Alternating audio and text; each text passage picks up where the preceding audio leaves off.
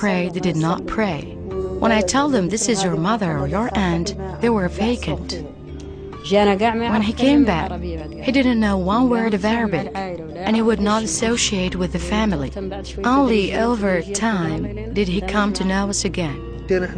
But in these situations, where we left our families at such an early age, it caused us, of course, to change our way of living. We were deprived of family affection. Growing up with family is different from leaving home at the age of 10. Also, not to mention that we only had contact with our family maybe once a year. It definitely affected our relationships.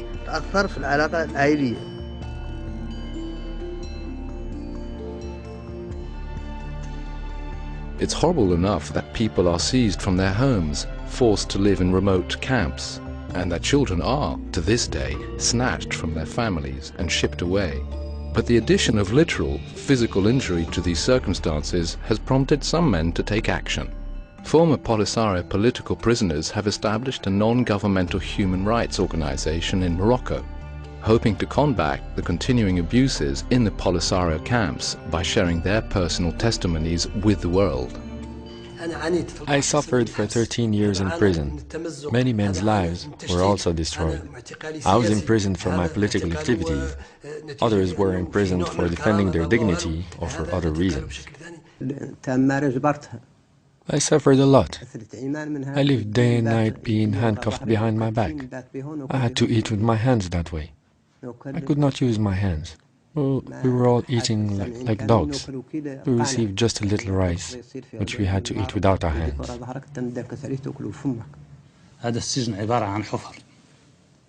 That prison, I remember, it was a hole.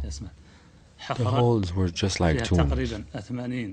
Each hole was about 2 feet wide and about 3 feet long, and about 6 feet in the ground. The holes were covered with planks, with earth on top, and they were one after the other. Freedom of movement in the camps was very limited. It was limited to the camp where you lived. There were some radio stations that were not allowed to listen to. To express any viewpoint different from the Polisario was forbidden. Saying anything about the Polisario leaders could get you put in prison. If someone was put in prison for no reason at all, and you asked about him, you could also be taken to prison. I saw prisoners dying every day. They were crying and shouting. They were beaten and battered by wire cables. Every half hour there was a guard who came and pounded on the plank covering your hole. If you didn't say present, he would take you out and beat you to death. In the face of such blatant abuses and deprivations, people living in the Polisario camps do sometimes receive news about relatives. Word of family living in freedom in Laayoune, Dakhla or other southern Moroccan cities only increases their desire for freedom. After 30 years of life in the Polisario camps, a small number of hostage families have a glimpse of hope because of the United Nations Family Visit Program. In early 2004, the UN organized a limited number of visits for families in the camps and Morocco. Most of these families had been separated for decades. However, the UN program has serious budget problems and cannot handle the 12,000 family members in the camps who want to visit family in Morocco. The UN High Commission for Refugees has recently launched an appeal to the international donor community to continue to fund this program, which is in imminent danger of being eliminated. This would be yet another tragedy for families who have been separated from their loved ones for over 30 years. I have 3 daughters here in Morocco. Since they heard of a possible family visit, every day they cry and say, "We want to go see our sister."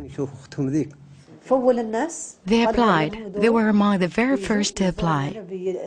They wanted to come and visit me and my sister, but until now, they have not been able to come. They have not been allowed. Others have come who do not have direct father or mother relationship here. But unfortunately, as I told you, they have not been able to come. And when I asked them if they could, they told me there was no way for them to come. And yet, even for the lucky few who do enjoy a few days of freedom with their families in Morocco, this is a desolation to which they return. Many Polisario camp hostages have tried to escape, and many with lethal results. It's no small undertaking to leave the camps. A successful escape is only the first step in a long journey, often on foot, across the harshest desert, to the Moroccan border, or around through Mauritania to Morocco. There is the danger of landmines as well as Algerian and Polisario soldiers. But it seems the longer people are forced to live in the camps, the more desperate they are to escape. The first attempt failed. Some friends and I tried to leave through Algeria. We arranged a car and a driver from Algeria. Maybe the person who drove us was working for Algerian intelligence. We couldn't know. Anyway, he took us about 30 kilometers and told us it was a 2-hour walk to the Moroccan border. We stayed there until sunset. But we thought maybe he went back and told the Algerians where we were. So we started walking on foot. It was summertime. And then the Algerians found us. 4 of us were killed by Algerian bullets. The 3 of us who survived were put in prison. We were taken before a military court and sentenced to 10 years, 1 month, 5 days, and a few hours. First, choose a dark, windy night. You cannot talk about it with even your wife or children. It's a decision you must make yourself. All I took with me were 2 liters of water, so as not to cause any suspicion. With those 2 liters, I traveled for 70 kilometers for 2 nights and 1 day before I made it to the border.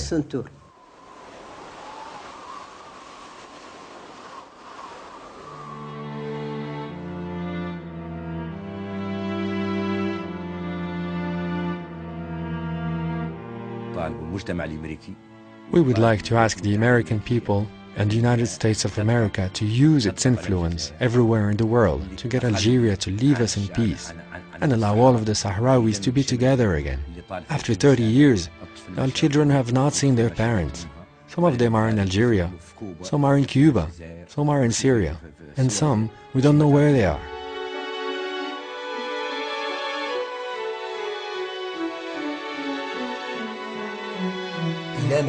How long must we suffer with nobody seeing how we suffer?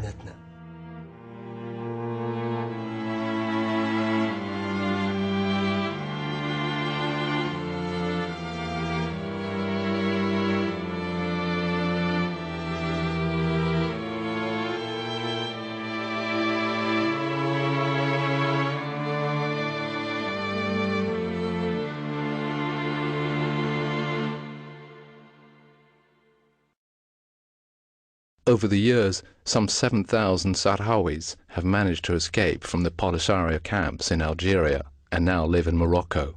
Others have escaped and made their homes elsewhere.